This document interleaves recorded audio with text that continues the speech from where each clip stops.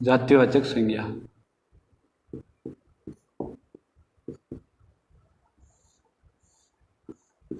जातिवाचक संज्ञा की बात करते हैं। जातिवाचक संज्ञा के अंदर किस मतलब जाति, इसके अंदर जाति या समूह का बोध होगा।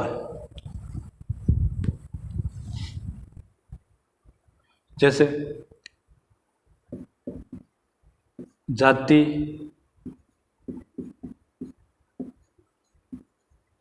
या समूह का बोध कराने वाले शब्दों को जातिवाचक संज्ञा कहते हैं। जाति या समूह का बोध कराने वाले शब्दों को जातिवाचक संज्ञा कहते हैं। और जातिवाचक के अंदर बहुवचन शब्दों में हमेशा जातिवाचक संज्ञा होगी।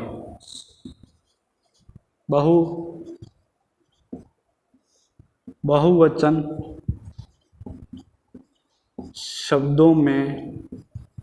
शब्दों में हमेशा जातिवाचक बहुवचन शब्दों में हमेशा जातिवाचक संज्ञा होगी। जैसे मैं आपको उदाहरण देकर समझाता हूँ। बहुवचन शब्दों में हमेशा जातिवाचक संज्ञा होगी। कैसे होगी? जैसे विद्यार्थी जीवन में कुंभकर्णों की नींद नहीं लेनी चाहिए, ये अपना एक शब्द है। तो कुंभकर्णों की नींद नहीं लेनी चाहिए। जैसे कुंभकर्ण अगर आता तो वो व्यक्ति था एक मात्र एक जैसे था। अब विद्यार्थी जीवन में कुंभकर्णों की नींद नहीं लेनी चाहिए, तो कुंभकर्णों का मतलब होता है बहुत सारे विद्यार्थी की बात कर रहे हैं, वो एक समूह के अंदर आ गया, तो वो आ जाएगा जातिवाचक के अंदर। जैसे मैं उदाहरण लिख के समझाता हूँ आपको। ये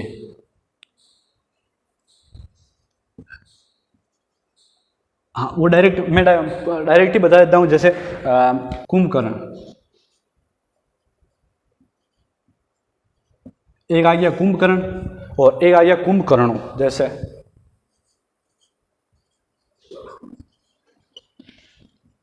आ गया कुंभकर्ण, ये कुंभकर्ण होगा तो एक ही है। और इसका अगर इनको प्रयोग करेंगे अगर वाक्य के अंदर तो अपने ये आ जाएगा जातिवाचक के अंदर। ये कुंभकर्ण मतलब व्यक्तिवाचक के अंदर आता है, ये तो व्यक्तिवाचक का कुंभकर्ण। और ये इनको कुंभकर्णों अपन इनको शब्द में प्रयोग करके देखा था अभी, तो वो आ जाएगा जातिवाचक के अंदर, जातिवाचक संज्ञा के अंदर आ जाएगा। मतलब कुल मिला के बहुवचन वाले शब्दों में हमेशा जातिवाचक संज्ञा होगी। अब अपन इनके वो उपभेद है, जैसे इनमें और भी बात कर लेते हैं। जैसे जाति के अंदर जातिवाचक संज्ञा, जैसे अभी एक वो भी आता है कि व्यक्तिवाचक से जातिवाचक बनाओ। जैसे व्यक्तिवाचक में अभी जैसे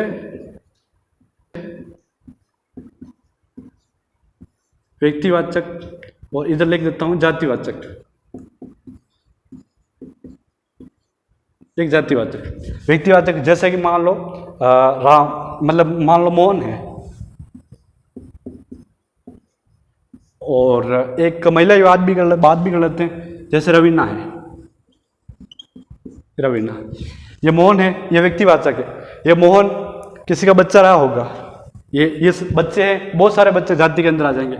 ये किसी का पहले बच्चा रहा होगा, बच्चा से फिर बालक बना होगा, ये भी जातिवाचक के अंदर आए।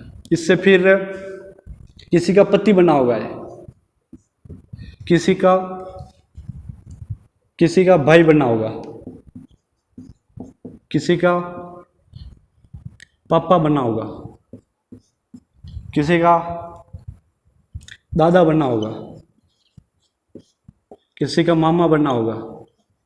ये सारे शब्द जो जाति के अंदर आ जाएंगे, ये मतलब जाति के अंदर चले जाएंगे।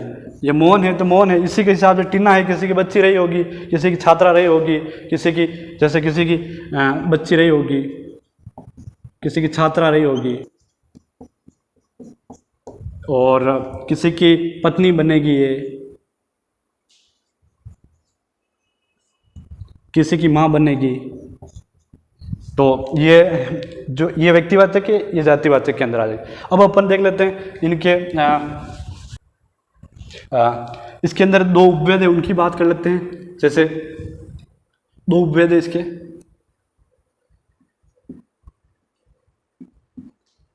दो उपभेद हैं, इनकी बात कर लेते हैं। दो उपभेद की, दो उपभेद में पदार्थवाचक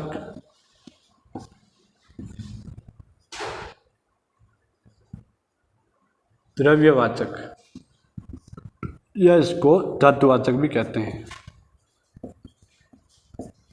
इसमें है समूहवाचक,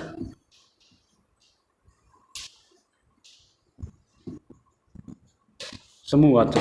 इसके अंदर अगर उदाहरण की बात करें अपन, तो उदाहरण देख लेते हैं। जिसको अपन नाप तोल सकते हैं वो पदार्थ या द्रव्य के अंदर आएगी, जिसको गिन सकते हैं वो समुदाय के अंदर आएगी या समूहवाचक के अंदर आएगी। तो इसको जैसे अपन देख लेते हैं,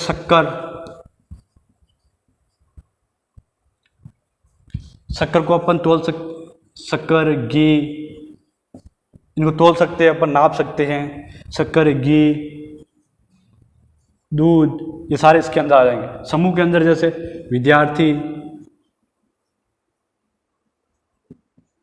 विद्यार्थी हैं, जैसे अपन बात करें तो विद्यार्थी है, पुस्तकें हैं, उनको भी गिन सकते हैं।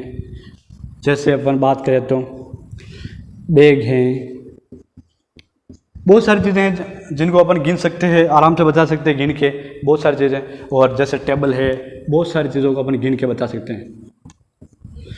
ये इसके अंदर जिसको नाम, हाँ ये है। और अब अपन भाववाचक संज्ञा देखेंगे, जिसको अपन अगली क्लास में बात करेंगे, भाववाचक संज्ञा की। धन्यवाद।